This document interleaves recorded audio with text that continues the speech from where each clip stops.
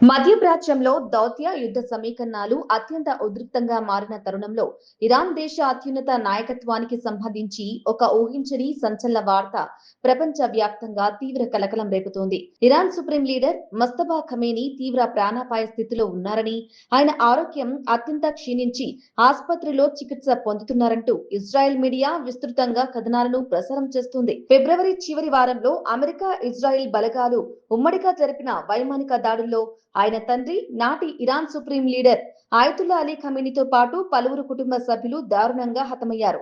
ఆ ఘోర భీకర దాడి అనంతరం దేశ అత్యున్నత బాధ్యతలను స్వీకరించిన మస్తబా ఖమేనీ బాధ్యతలు చేపట్టినప్పటి నుంచి ఇప్పటి వరకు ఒక్కసారి కూడా బాహ్య ప్రపంచానికి లేదా ప్రజాబాటలో ప్రత్యక్షంగా కనిపించకపోవటం ఈ అనుమానాలకు మరింత బలాన్ని చేకూరుస్తుంది. దీర్ఘకాలంగా ముస్తబా ఖమేనీ ఆరోగ్య పరిస్థితిపై వస్తున్న అంతర్జాతీయ పుకార్లను, నివేదికలను ఇరాన్ అధికారిక యంత్రాంగం ఖండిస్తూనే వస్తుంది. కానీ తాజాగా ఇజ్రాయెల్ కు చెందిన ప్రముఖ వార్తా సంస్థ ఛానల్ 14 ఇరాన్ దేశం లోపల ఉన్న అత్యంత నమ్మకమైన మూలాలను ఉటంకిస్తూ ఒక సంచలన కథనాన్ని బయటపెట్టింది. ముస్తబా ఖమేనీ భౌతిక పరిస్థితి అత్యంత ఆందోళనకరంగా, తీవ్ర విషమంగా ఉందంటూ ఆ కథనం స్పష్టం చేసింది. దీనికి తోడు ఇరాన్ వైర్ అనే ప్రతిష్టాత్మక మీడియా సంస్థ కూడా ఇరాన్ అధ్యక్షుడు మసౌద్ పెజెక్షియాన్ పరిపాలనా యంత్రాంగానికి చెందిన అత్యున్నత వర్గాలను ఉటంకిస్తూ దాదాపు సరిగ్గా ఇవే తరహా కథనాలను వెల్లడించింది.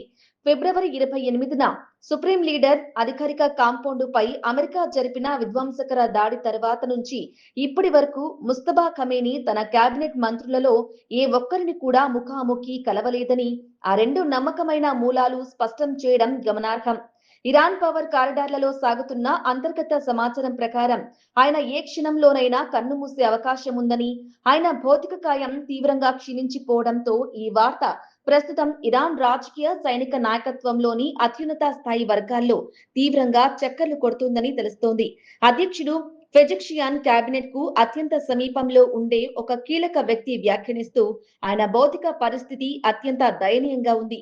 త్వరలోనే ఆయన మరణించారనే వార్త విన్నా మేమేమీ ఆశ్చర్యపోనవసరం లేదు అని సంచలన వ్యాఖ్యలు చేయడం గల్ఫ్ దేశాల్లో తీవ్ర ప్రకంపనలు సృష్టిస్తుంది. మరోవైపు ఇరాన్ అధికారిక యంత్రాంగం మాత్రం ఈ వార్తలను పూర్తిగా అవాస్తవాలని కొట్టిపారేసే ప్రయత్నం చేస్తుంది. ఫిబ్రవరి నాటి వైమానిక దాడుల్లో ఖమేనీ స్వల్పంగా గాయపడిన మాట వాస్తవమే అయినప్పటికీ ఆ గాయాలు అంత తీవ్రమైనవి కావు అని, ఆయన పూర్తిగా కోలుకుని దేశ వ్యవహారాలను పర్యవేక్షిస్తున్నారని ఇరాన్ ప్రతినిధులు స్పష్టం చేస్తున్నారు. అయితే ఇటీవల ఇరాన్ ప్రభుత్వ అధికారిక మీడియాతో మాట్లాడిన అధ్యక్షుడు మసౌద్ పెజెక్షియాన్ చేసిన కొన్ని వ్యాఖ్యలు ఈ అనుమానాలకు నివృత్తి చేయకపోగా మరింత బలపరిచాయి.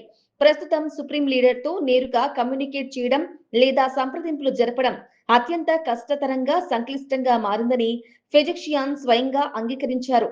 అయినప్పటికీ సుప్రీం లీడర్ ఉనికిని తమ ప్రభుత్వానికి, సైన్యానికి కొండ బలాన్ని ఇస్తోందని పెజెక్షియాన్ చెప్పుకొచ్చారు. ప్రస్తుత పరిస్థితుల్లో ఆయనతో సంభాషించడం చాలా కష్టంగా ఉన్న మాట వాస్తవమే. కానీ ఆయన అక్కడ ఉండడమే మేము ముందుకు సాగడానికి, ఈ క్లిష్ట సమయంలో రాజ్యాన్ని నడపడానికి పెద్ద ధైర్యాన్ని ఇస్తుంది అని పెజెక్షియాన్ వ్యాఖ్యానించారు. అంతేకాకుండా గతంలో ఆయనతో జరిపిన సమావేశాలు ఎంతో ఉత్పాదకంగా సాగాయని, ఆయన అత్యంత స్పష్టమైన ఆలోచనలతో, దృఢమైన తర్కంతో ఉన్నారని డిఫెండ్ చేసుకునే ప్రయత్నం చేశారు.